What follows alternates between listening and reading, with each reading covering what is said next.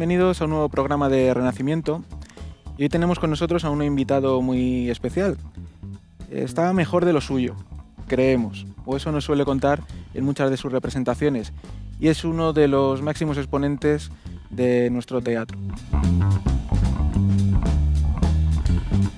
Y además tenemos una inmensa suerte, y es que prácticamente lo que tenemos hoy aquí es un viaje en el tiempo, porque lo que vamos a tener es una conversación con un juglar, alguien que ha venido desde tiempos muy remotos y que nos cuenta sus aventuras, sus andanzas, sus vivencias y sus experiencias de una manera muy particular.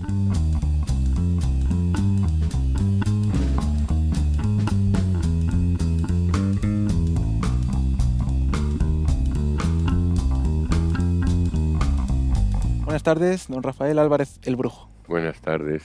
Un placer tenerte con nosotros en Renacimiento. Muchas gracias. Porque yo creo que no hay nada más renacentista, o no hay nadie más renacentista en el panorama teatral español que el Brujo. Pues no lo sé.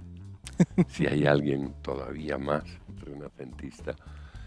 La palabra renacimiento es maravillosa. Es una palabra que a mí me gusta y es una etapa de la historia de la cultura y la civilización europea fantástica, ¿no? El preludio del Renacimiento, o sea, una avanzadilla del Renacimiento, he leído por ahí que fue San Francisco de Asís. Bienvenidos a Renacimiento, un podcast de Tritoma. Qué curioso. Un místico, un santo de la Iglesia Católica Europea del siglo XIV, que era un artista, ¿no? Y él fue el que abrió esa puerta a una nueva forma de ver el mundo mucho más luminosa, donde florecen las artes, donde parece que sale el sol, ¿no? Y renacer es volver a editar algo que se había quedado mustio, ¿no? La vida se gastó, la vida se eclipsó, parece que algo caducó, pero de nuevo la vida emerge con una fuerza maravillosa, con una fuerza mayor, ¿no? Y esto fue el Renacimiento, así que el título que habéis elegido para este espacio es maravilloso. Te agradezco mucho que estés de acuerdo con el título, porque además nuestra intención es la perpetua y necesaria defensa de las humanidades. O sea, creemos que es algo muy importante, el que las humanidades se defiendan y se mantengan, y yo creo que en esa lucha vamos a estar muy de acuerdo en muchos puntos. Por empezar por el principio, si es que hay un principio, hablábamos hace unos cuantos capítulos con Manuel Galeana, y nos decía que la necesidad del cuento siempre está ahí, que ya en torno a una hoguera hace miles de años había un señor o una señora que se ponía de pie junto al fuego y contaba la historia. Mamá, cuéntame la historia, decía Manuel Galeana. Y yo creo que es un poco el traer el cuento y esa persona que contaba las historias a la tribu y luego a los demás, un poco también se ve reflejado en ti, porque tú al final eres una persona que sube solo a un escenario y cuenta una historia, pero toda la gente que está como público entra en comunión con esa historia. ¿Cómo consigues transmitirlo? Pues porque yo he ido en mi viaje personal a través de el tiempo, a través de mi propia vida, ¿no? He sido conducido al misterio del relato, ¿no? Se me ha desvelado, se me ha abierto qué hay detrás del relato, de esto que tú decías, del hecho de contar un cuento, de inventar una historia. Inventar una historia y contar un cuento es una función que ha creado el cerebro humano para exorcizar el miedo, para codificar el conocimiento y para transmitirlo. Es una ceremonia que tiene mucho que ver con la evolución de las personas como la especie humana, ¿no? Con esa necesidad de buscarle a la vida un propósito. La mitología es eso, ¿no? La mitología es todo es fantasía, cuentos, mentiras, invenciones, pero esas invenciones y esas mentiras están desvelando una verdad. Decía Vargas Llosa, que ha fallecido recientemente, que la literatura es el relato, la novela, ¿no? Una mentira, siempre es una invención, pero es una mentira que encierra una verdad, ¿no? Es una forma de hacer que esa verdad, que no es una verdad externa, sino que está en tu interior, salga de ti, porque el conocimiento está dentro, el verdadero conocimiento está dentro. Los humanistas piensan o pensamos que el conocimiento es intuitivo, el alma ya sabe todo lo relativo al alma y sabe acerca de la verdad, de la esencia, ¿no? Y luego después hay otro conocimiento que es el conocimiento externo, el conocimiento práctico, el conocimiento que te aportan los sentidos en contacto con la naturaleza, con la creación, con el mundo material que te rodea y que elaboran después tu mente, pero a partir de la información de los sentidos. Ese es el que viene de fuera. Fíjate que en la cultura hindú, en la cultura védica, hay dos palabras para nombrar estas dos formas de conocimiento. Aparoksagyana, que es el conocimiento que viene del interior, y paroksagyana, el conocimiento que viene del exterior, ¿no? Y Platón hablaba de eso. Platón que es un referente del renacimiento europeo, porque los renacentistas, los intelectuales del Renacimiento, volvieron la mirada a los clásicos, a Grecia sobre todo, y a la filosofía griega, y Luca Pacioli, que era un renacentista importante, ¿no? Y tenía a Platón como referente, fue reeditar y revivificar y volver a Platón, ¿no? Y todo ese es el mundo espiritual. Y luego tenemos el mundo práctico, ¿no? Entonces, una civilización equilibrada tiene que ser una combinación de espiritualidad, conocimiento intuitivo, desarrollo interior, desarrollo del alma y desarrollo tecnológico, desarrollo práctico de conocimientos necesarios para la vida práctica, para prosperar, para tener una serie de comodidades y de necesidades de la sociedad civilizada, ¿no? Por lo tanto, no es lo uno contra lo otro.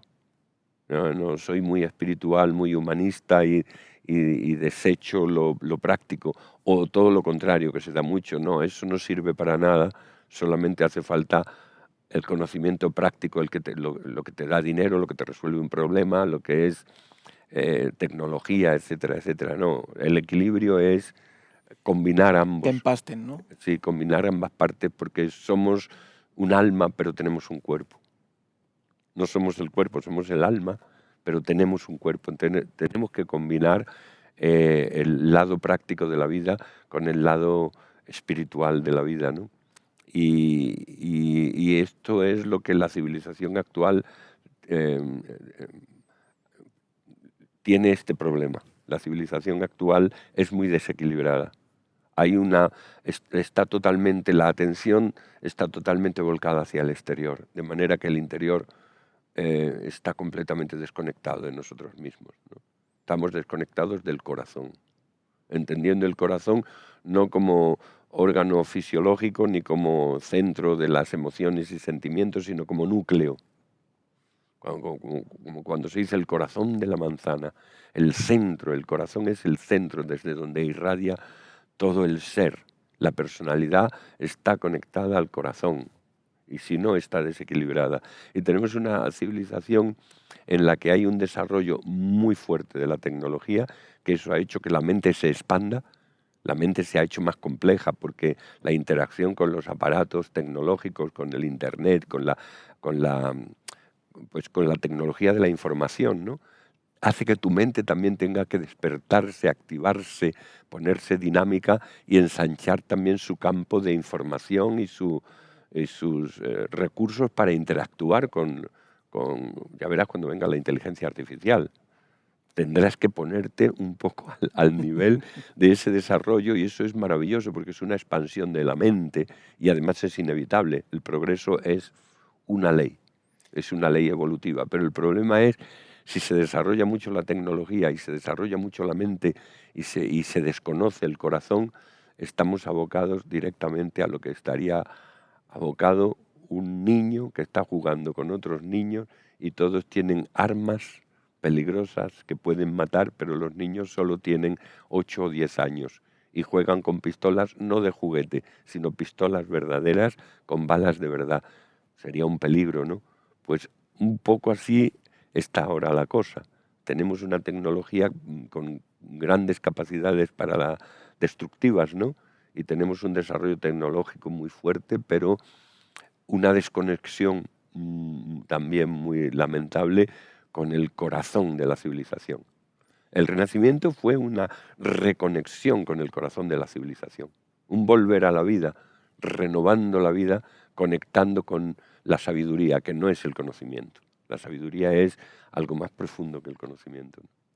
Entonces, si te entiendo bien, podríamos estar hablando de que sería tal vez necesario, o sería bueno, un nuevo renacimiento. Llevamos 2, 3 siglos de una evolución tecnológica constante y además cada vez más potente, ¿no? Desde finales del siglo XVII, principios del XVIII, revolución industrial, ahora estos últimos 50, 60 años, una revolución tecnológica brutal.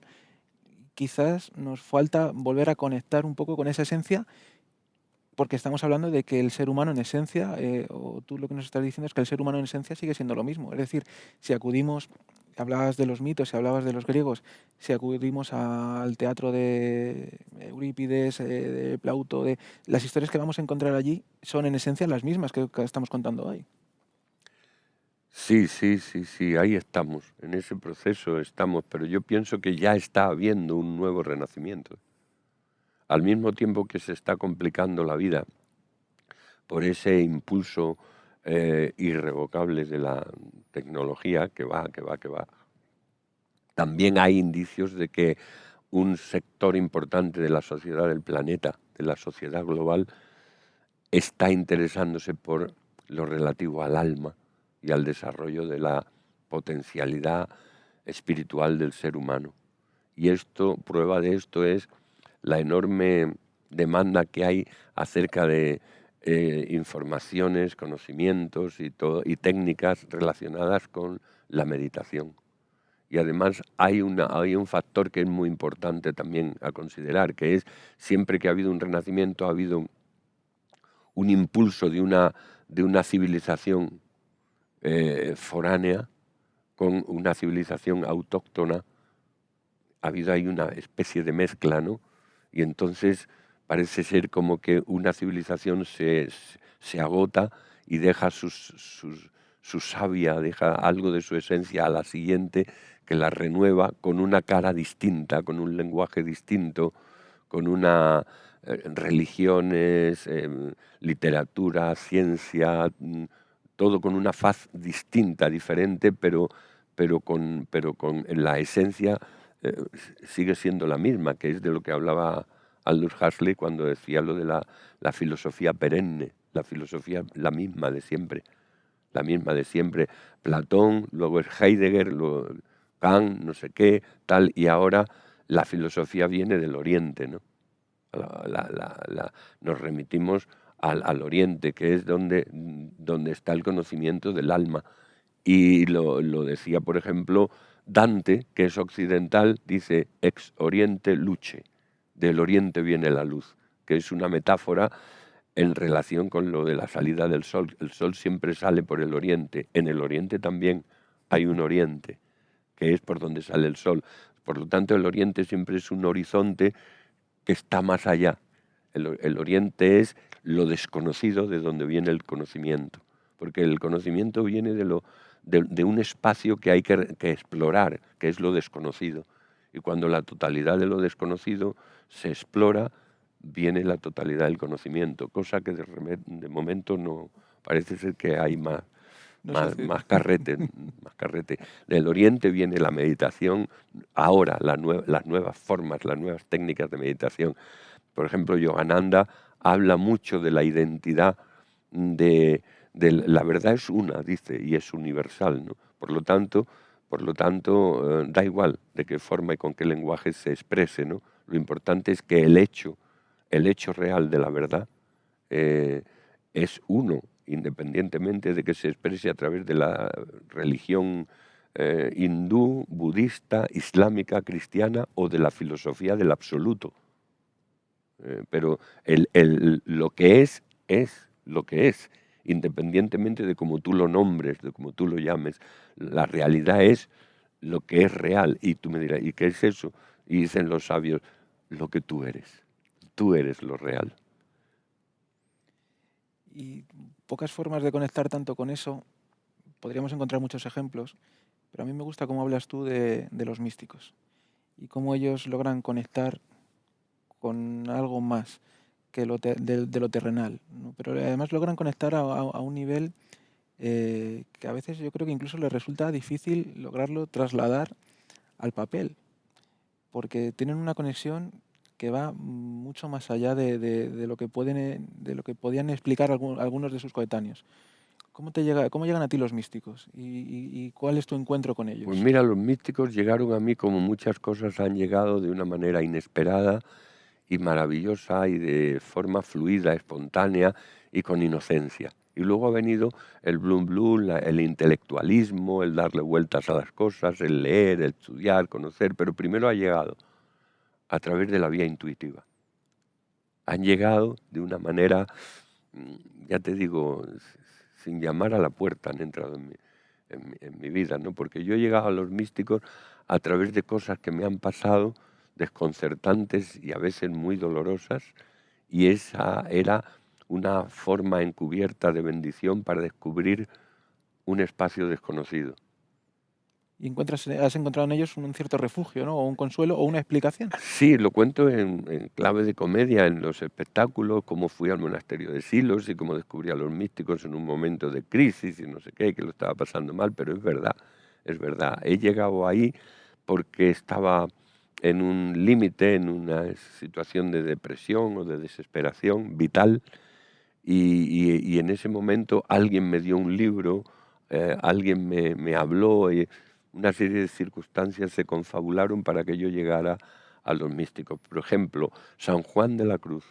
San Juan de la Cruz, pues yo he leído, la primera vez que leí a San Juan de la Cruz dije, pero si esto es flamenco, es que esto más flamenco no puede ser. Por ejemplo, el cántico espiritual de San Juan de la Cruz se inspira mucho, como saben los que saben de esto, en el Cantar de los Cantares del rey Salomón. San Juan de la Cruz escribe ese cántico espiritual que es una forma de expresar el anhelo del alma por Dios, ¿no? Pero donde Dios es el amado y el alma la amada.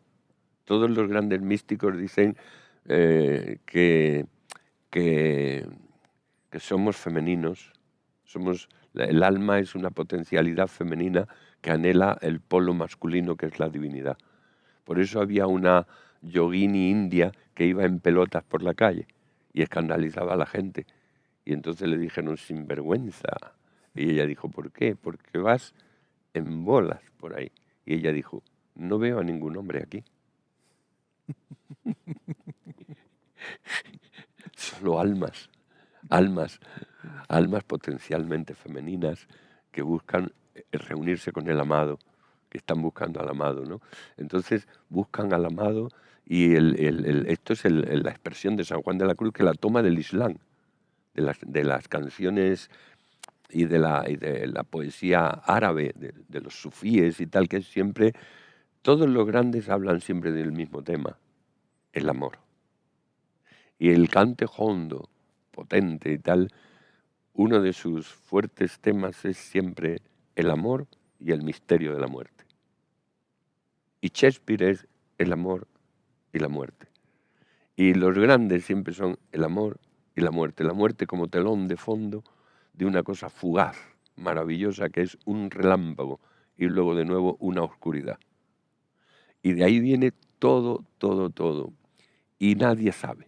El que sabe se calla, porque no necesita demostrarlo. Mientras necesites demostrarlo, como yo, pensarán algunos, dirán, pues, coño, tú no te callas y estás hablando de esto como si supieras. Yo no tengo ni puñetera idea, no sé absolutamente nada. Yo trabajé en una editorial escribiendo solapas de libros un tiempo de mi vida, de esto que te lees el libro y tienes que poner en la última tapa la solapilla de qué trata el libro y tal. Porque tenía el punto intelectualillo yo y busqué ese trabajo. Me admitieron y tal. No me leí un puñetero libro. Ahora, las solapas me quedaron todas de coña. Esto ocurre en las grandes universidades. Esto ocurre en las conferencias de los políticos. Esto ocurre constantemente. El mundo es una mentira. Es una farsa. Pero juguémosla con deportividad, sabiendo que es una farsa, porque es inevitable pasar por este aprendizaje, ¿no? Ya que estamos hablando y hemos hablado de los místicos, vamos a quedarnos ahí un momento en ese espacio temporal y vamos a visitar un poco nuestro siglo de oro y todos los autores que allí estuvieron. Y voy a meter a otros que no son nuestros. Has mencionado a Shakespeare, que sin ser un autor ni español, vamos a decir, ni de nuestro siglo de oro propiamente dicho, pero es difícil de desligarlo en ese momento de la humanidad en el que vamos a decir que habíamos salido de ese renacimiento y estamos ya en ese mundo nuevo. ¿Qué encuentras en nosotros clásicos, en nuestros clásicos del castellano? Por ejemplo, el Quijote fue un descubrimiento para mí, que yo no sabía que había tantos tesoros y secretos escondidos en los rincones del ¿Cuántas Quijote. veces has leído el Quijote? El Quijote lo he leído durante 3 o 4 años todos los días, hasta que hice el primer espectáculo sobre el Quijote, que se llamaba El Caballero de la Palabra, y segundo espectáculo en el 2016, en la segunda parte del centenario, Los Misterios del Quijote. El Quijote es una Biblia. No te puedes imaginar lo grande que es el Quijote y la cantidad de sabiduría que hay ahí en clave, y está ahí en el Quijote. El Quijote es una cosa verdaderamente maravillosa. Decía Martín de Riquer, que es un erudito filólogo, uno de los grandes filólogos de la historia de la literatura española, que fue especialista, ya murió, fue especialista en el Quijote, sabía muchísimo del Quijote. Yo tengo una de sus ediciones del Quijote con notas, que es un tesoro, ¿no?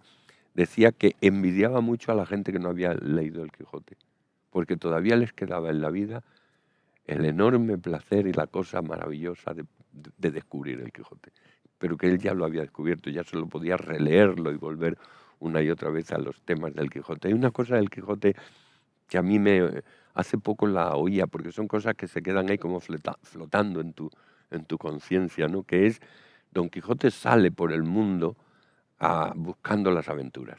Se junta con este individuo, que es como el presidente de la comunidad autónoma de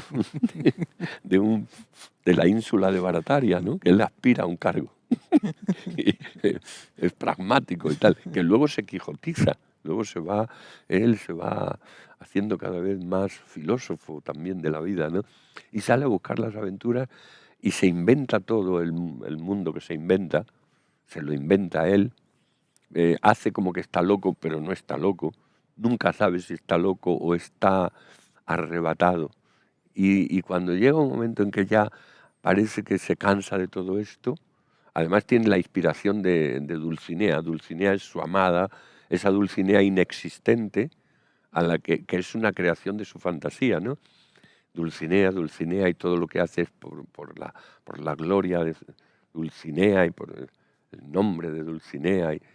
Y llega un momento en que se cansa y le dice a Sancho, vámonos ya para casa.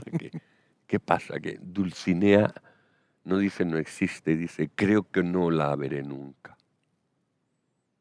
Es acojonante. Ahí dice creo que no la veré nunca. Te da una pena, porque es como que tira la toalla, ¿no?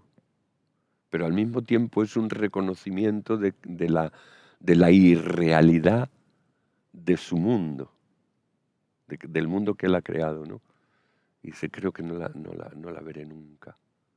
Y si Dulcinea es el alma, si Dulcinea es el alma del caballero, es como que tira la toalla y renuncia a que ya nunca podrá encontrarse con el alma, ¿no?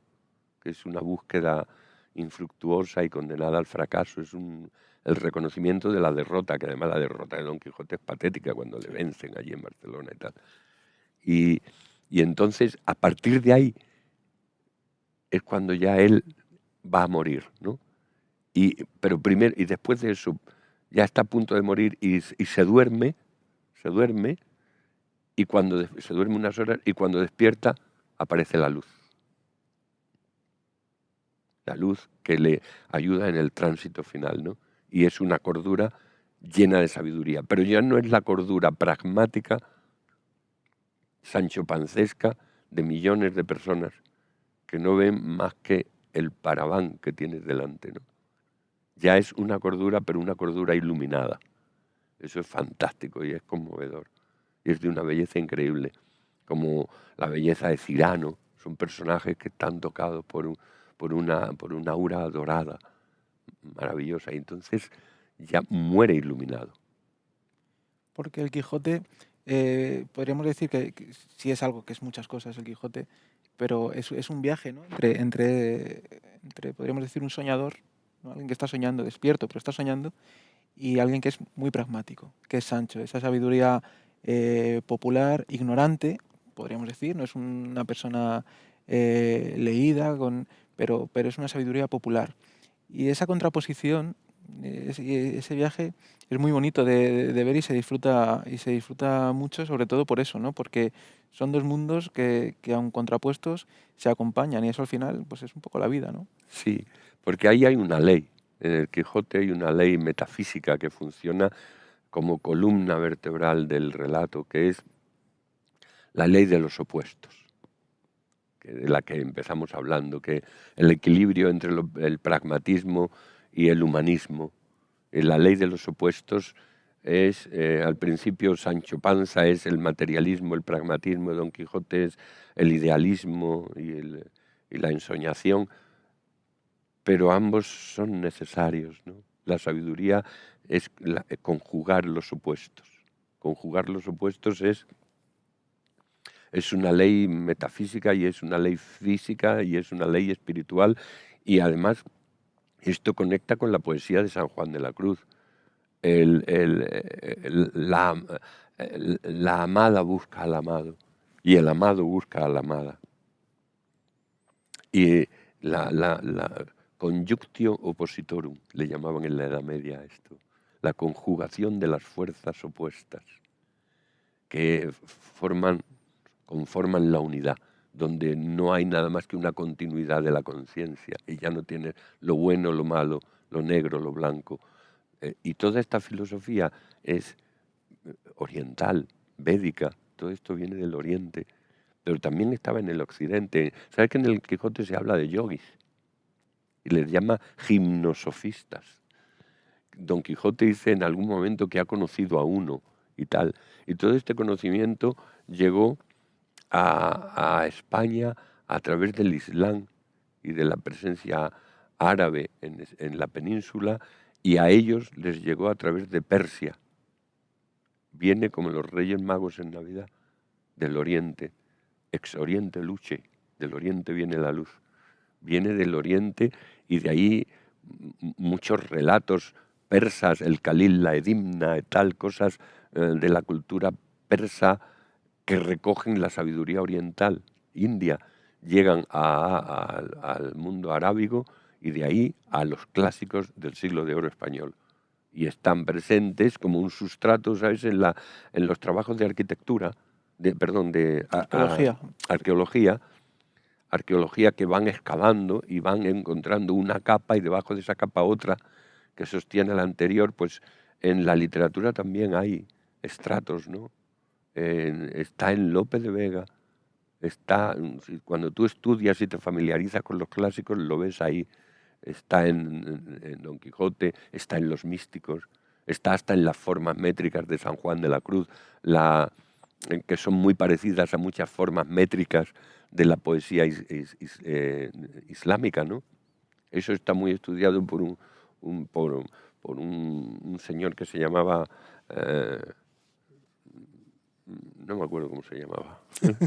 Luego lo estudió otro, que este sí me acuerdo, que tiene un libro maravilloso, se llama Vernet, el profesor Vernet, tiene un libro que es Lo que Europa debe al Islam. Somos una fusión permanente, una mezcla de culturas, de razas, somos un gazpacho, ¿no? Entonces no podemos demonizar al otro con facilidad porque el otro está dentro de ti.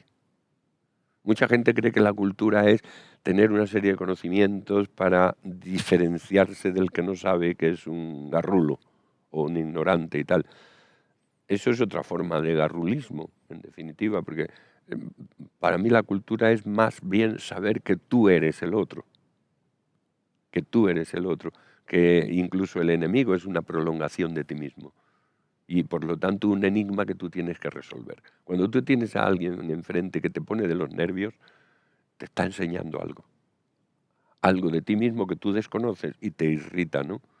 Entonces tú peleas con ese porque no tienes pelotas de pelear contigo mismo, porque todavía no has advertido que dentro de ti hay una sombra que no está domesticada, pero luego sale. ¿Cuándo sale? Cuando estás durmiendo. Por eso al final cuando el hombre se cree Dios, no deja de ser el momento en el que seguramente sabes que ha dejado de estar conectado a lo que realmente es. Es que hay una forma según te creas Dios. Porque si te crees si el ego se cree que es Dios, desde luego es terrible, ¿no? A ese no lo aguanta ni Dios. Pero luego hay otra cosa que es despertar a la conciencia de que eres divino, por decirlo así, ¿no? Y en ese sentido formas parte de Dios. Los grandes sabios no quieren decir, a Yogananda le preguntaban, entonces usted es Dios, y decía, no, decía, pero Dios está en mí, o sea, trataban de eludir una expresión drástica, dogmática de identificación con lo divino, a pesar de que estaban en lo divino totalmente, como Jesús que dijo, mi Padre y yo somos uno, sabiendo lo que decía. Pero él nunca dijo, yo soy Dios. Dijo, mi Padre y yo somos uno. Es como si le preguntara, entonces, ¿tú eres Dios? Que realmente Tomás se lo preguntó. Le dijo, mi Padre y yo somos uno. Y el discípulo Tomás le dijo, entonces, pero el Padre, tú y el Padre sois uno, pero el Padre, ¿dónde está entonces? Y le dijo literalmente, muéstranos al Padre. Y él le dijo, ¿todavía no lo has visto? Donde yo estoy está el Padre. O sea, se lo estaba diciendo, pero no, evitaba decir, yo soy Dios. De una manera más sutil, de una manera más humilde, ¿no? Y al mismo tiempo sabia y certera, ¿no? ¿Hay algo de lo que te haya sucedido a lo largo de tu vida, ya no digo solamente a nivel profesional, sino también personal, que no hayas encontrado en un libro, en un texto clásico, en una obra de teatro, en un poema? Bueno, yo las cosas... ha habido dos etapas de mi vida. Una en la que las cosas las encontraba viviendo. Y otra en la que las cosas que he vivido las he entendido leyendo. Que ha venido después. Pero primero, lo bueno vino primero, que es... Y ahora viene lo bueno después de lo bueno, ¿no? O sea, decía el psicoanalista Carlos Gustavo Jung que una vida buena tiene que ser una vida vivida y sabida. Vivida y sabida, decía. Y tal, y yo cuando iba por ahí, por el mundo del lumpen, y pasaba las noches en Madrid, en la época de la movida madrileña, hasta las 4, las 5 de la mañana, todas las noches en un garito, en la calle, para arriba, para abajo, me encontraba con quien me encontrara y me abría y me iba. De repente me encontraba con un grupo de gitanos a las 4 de la mañana con frío cantando flamenco en la Plaza de España y me iba allí cantando y con una cerveza y un litro de cerveza y no tenían dónde ir, ni yo tampoco, y me los llevé una vez, Me los llevé una vez a casa de un amigo mío, el escritor José Luis Alonso de Santos, que estaba durmiendo. Él estudiaba mucho, se levantaba para estudiar. Y entonces yo llegué allí con 3 o 4 del flamenco, con mucho frío y mucha hambre, y lo único que tenía José Luis Alonso era un bote de leche condensada a la lechera en la cocina, en la nevera, con el que hacía biberones para su hija antes de que se fuera al colegio. Era muy pequeña la niña y tal, no tenía nada más que eso. Y para la niña. Y llegaron allí y se papearon todo el bote. De un trago se lo papeó uno, que el otro le decía, deja algo para mí. Yo pensé, de leche condensada, que eso te hace una bola en el estómago que te tienen que ingresar. Fíjate el hambre que tenían. Dijeron, ¿nos podemos quedar aquí aunque sea ahí al lado de la puerta del frío? Dije, sí. Yo me acosté en un sofá que había ahí. José Luis dormía en su habitación y se enteró. Y por la mañana, cuando José Luis se levantó, no había ni leche ni un abrigo, que era lo único que había en la puerta. Al lado de la puerta había un perchero con un abrigo de piel maravilloso, y se lo habían llevado, el abrigo y tal. Y yo no sé quién ha sido y tal. ¿Cómo que tú no sabes quién ha sido? Si no has sido tú, ¿con quién viniste anoche? Todas esas cosas fueron realmente momentos cervantísticos, de momentos quijotescos. Y entonces la explicación a esos momentos, ahora la encuentras en un momento más reposado, ¿no? Claro. Ahora acudes al libro, Sí, a la lectura, a la sí, poesía, y ahí lo sí, encuentras. sí, y a la declaración de la renta. Que entonces no había que hacerla. Entonces, Pero la declaración de la renta supongo que es menos placentera que la poesía y el teatro. bueno, sí, claro. Quiero decir que, ¿me entiéndeme? Que estás en un mundo que menos lúdico, porque se complicó la cosa una vez que te haces mayor y adulto y tienes una empresa y tienes responsabilidades, ¿no? Porque yo no quería ver los extractos del banco. Me producía tal ansiedad que tiraba las cartas del banco en la papelera sin abrirlas. Y un día alguien que vivía conmigo me dijo, pero oye, ábrelo porque esto es un desastre y tal. Y dije, no, es que prefiero no verlo. Entonces así no podía vivir, ¿no? Entonces al final me llamaban, oye, que aquí debes no sé cuánto y tal. Cogía los bártulos y me iba de una casa a otra. Y eran unos años en los que se podía vivir así con más facilidad. Yo creo que la gente joven de ahora lo tiene más crudo, está todo más estructurado, más... Y luego ya, pues vino una época ya cuando vino el socialismo de Felipe González, que era un socialismo light a la medida de los conservadores como yo. Porque yo, como decía Fernán Gómez, que era anarquista, decía, a lo que aspira un buen anarquista es a tener mayordomo. Decía Fernando, con esa ironía, ¿no? Pues se complicó la vida.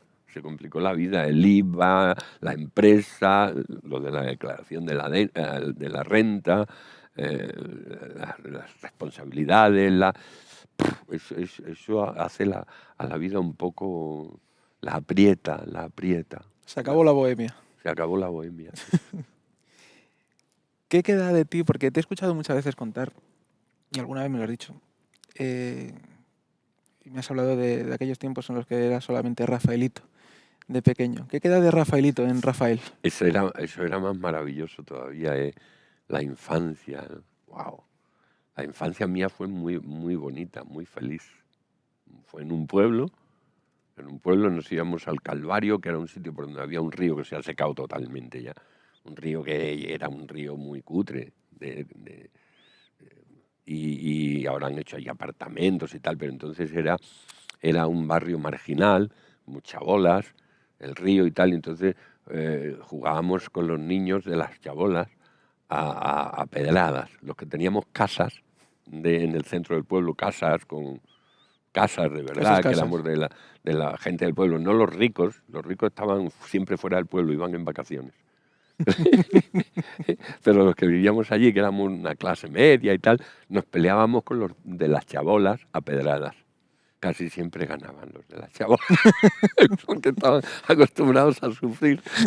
Tenían más necesidad, ¿no? Eran más... Sí, nos daban unas tundas impresionantes, pero era maravilloso. Y el cine de verano, que veías todas las películas de Sitting Bull, For Apache y todo eso, ¿no?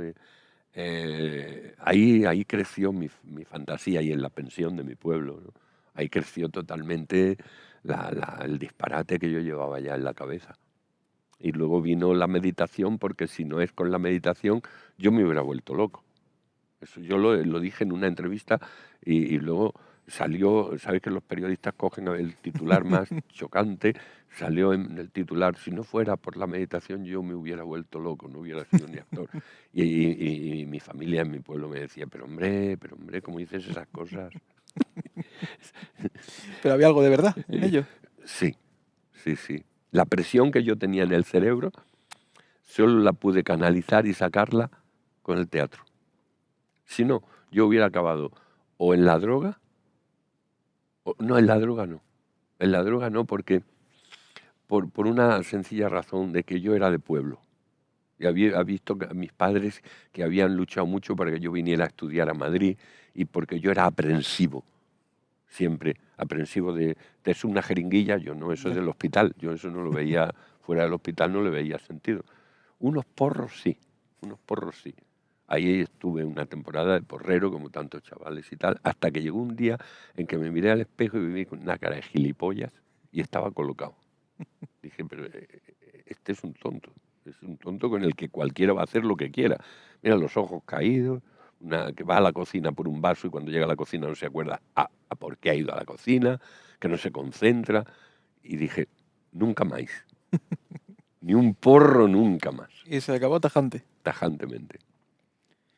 Entonces, de ese niño, Rafaelito, lo que queda y quedó fue un poco las ganas de salir, ¿no? Las ganas de vivir, de imaginar, de Sí, inventar, te cuento la que quieras. una cosa que me dijo una terapeuta una vez, en una época de mi vida. He hecho muchas formas de terapia, ¿no? Una vez fui a una terapeuta argentina, qué casualidad. Son pocos, ¿eh? Y ahí me ocurrió una cosa interesante en relación con Yogananda. Entonces yo estaba a punto de iniciarme en la meditación, en la técnica de Kriya Yoga, ¿no? Estaba muy con el maestro Yogananda, y estaba en una crisis tremenda, que además me salían forúnculos, tenía la piel muy comprometida de un estrés interior y tal, y el dermatólogo, que era un hombre sabio, me dijo: esto no es de la piel. Dice: yo si quieres te pongo cremas, lo que quieras, pero esto tienes que tratarte con una persona que trabaja conmigo y hacer PNL, no PNL, sino PNL, programación neurolingüística. Dije, vale. Y fui, y entonces le conté a la psicóloga: bueno, estoy aquí y tal, bueno, y lo de la piel. Dije, sí, bueno, he estado en Cuba y he hecho unos ejercicios de pranayama, porque que me hacen sudar mucho cuando los hago, y quizá esto viene de ahí y tal, que los hago porque medito con las técnicas de Yogananda, no sé si usted lo conoce y tal. Me dijo: Yogananda. Digo, sí, y me dice la psicóloga: él es el que te ha mandado aquí. Digo, ¿qué? Dice: mira, yo te estaba esperando. Y abrió el libro, sacó una foto de Yogananda y dice: él es mi maestro. Y yo al día siguiente me iniciaba en las técnicas de Yogananda. Dije, wow. Cerró el libro y dice: ahora cuéntame. Y ya le conté, me abrí y tal. Y cuando hice la última sesión, que hice 3 sesiones, una técnica que hacía ella, que era una técnica regresiva y tal, de repente me tumbó allí y me dijo que imaginara, yo cuando estaba muy relajado, que, que yo estaba en una casa y que un niño tocaba en la puerta de la casa, y yo iba y le abría la puerta, y ese niño era Rafaelito, como tú le llamas. Rafaelito. Y Rafael, el brujo, se encontró con Rafaelito. Y dice la psicóloga, me dice: ¿y qué le hubiera dicho o qué le dijo Rafaelito a Rafael? Y a mí me salió espontáneamente decirle lo que en ese momento creo que venía de Rafaelito, que es: no me has defraudado. Y ella me dijo: si es así, estás curado. Solo 3 sesiones. PNL, ya solo Y así fue, realmente. Fue una etapa. El día siguiente me inicié en las técnicas de Yogananda, y en la ceremonia de iniciación la vi a ella, que estaba allí. Era en un salón de actos grande, con mucha gente que vino a ese acto, y estaba ella. Y para ir terminando, tienes muchos espectáculos actualmente eh, desarrollándose. No sé si hay alguien que, siendo él solo, quien actúa, tenga tantos a la vez y los represente todos a la vez, porque no haces temporadas en las que solamente representas un único espectáculo, sino que trabajas y giras con los diferentes espectáculos y los vas haciendo a la vez. ¿Eso no causa algún tipo de esquizofrenia Bueno, compleja no, de no, llevar? no, porque ya puedo hacer eso, porque en realidad todo esto es un truco para sobrevivir, porque los espectáculos son todos el mismo espectáculo, con variantes, tal y cual, pero y a veces voy, por ejemplo, al festival. He conseguido o ha ocurrido algo insólito en el panorama de la cultura teatral conmigo, y es que los programadores de festivales como el de Almagro o el de Cáceres, Mérida todavía no, porque es un macro festival, pero casi por ahí va, me llaman y me dicen, haz lo que quieras. Y yo digo, vale, pero es que esta obra ya la hice el año pasado. Dicen, bueno, pues haz un trozo de esa y otro de la otra, y invéntate un título. Y yo lo que yo necesito es ir, porque si no ese verano, ¿qué hago? Porque yo todavía necesito trabajar, por circunstancias. Necesito trabajar, trabajar, trabajar, trabajar. No puedo jubilarme todavía. Podría, pero no de la manera que yo quiero. En fin, tengo que ir y tengo que inventarme lo que no hay. Tengo que inventarme espectáculos que ni existen.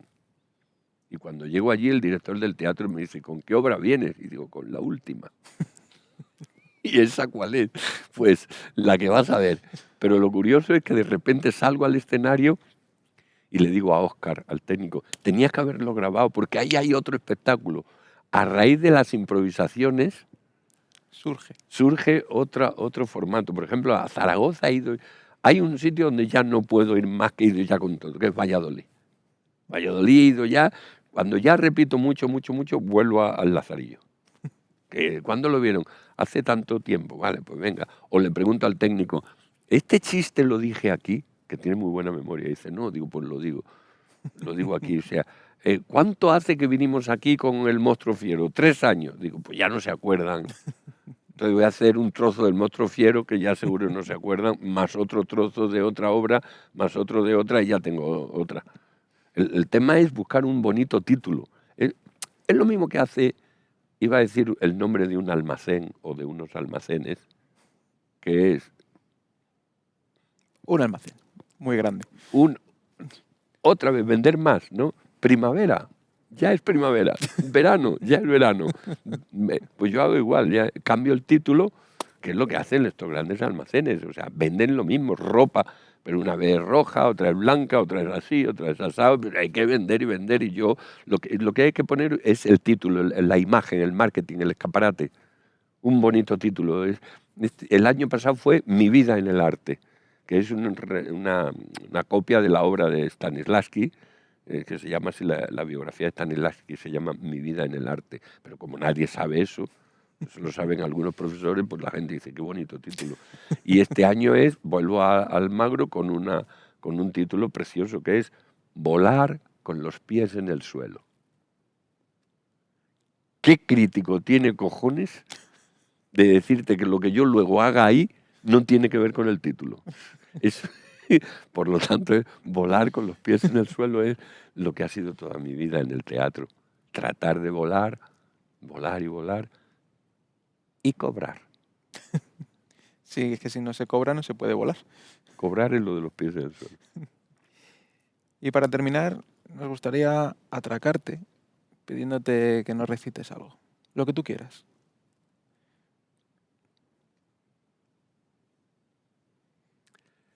Pues mira, iba a recitar algo de los clásicos y tal, pero me voy a ir al flamenco.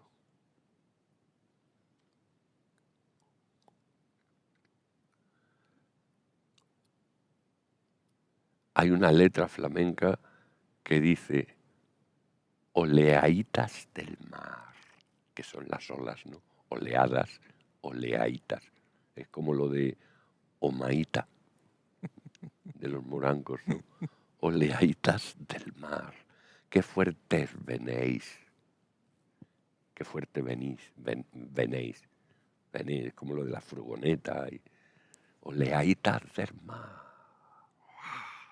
qué fuerte venéis, que sabéis llevaito, sabéis, sabéis llevaito a la mare en mi arma, y no me la traéis, y no me la traéis. Es como, wow, el mar, pero es maravillosa, porque si tú luego te vas a Machado, es que es eso, Machado cuando dice, por ejemplo, pues el poema que le hace a su amada, ¿no? Señor, a su amada Leonor, no la infanta, que no había nacido todavía. A su amada Leonor le dice a Dios, Señor, cuando ella muere, ella murió muy joven, ya me arrancaste lo que más quería. Oye, Dios mío, mi corazón bramar de rebeldía, ¿no? Señor, ya me arrancaste lo que más quería. Ya estamos solos, mi corazón y el mar. No me digas que no es lo mismo. Igual. ¿Dónde está la esencia? ¿En los libros o en todas partes está y en ningún sitio? Don Rafael Álvarez el Brujo, muchísimas gracias por haber estado con nosotros. Ha sido un auténtico placer. Muchas gracias.